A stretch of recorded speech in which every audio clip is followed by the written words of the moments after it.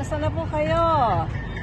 Ito po, namamasyal ulit kami dito sa CN Tower surrounding these beautiful historic places na na-preserve pa rin hanggang ngayon.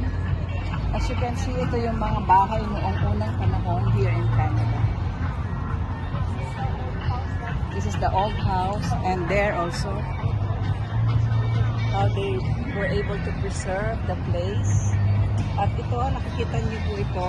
Ito yung dinadaanan ng mga train. Pakita mo anak kung gaano kaliit yung rail. Ayan.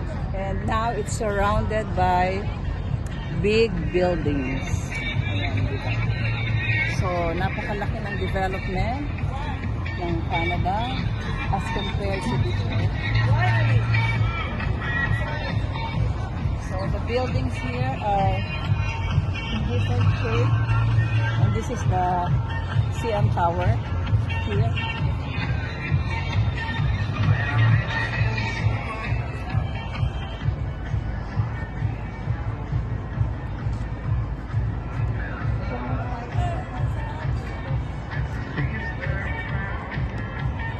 Pahinga muna tayo.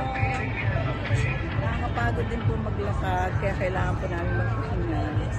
Kaya, see you later guys. Bye.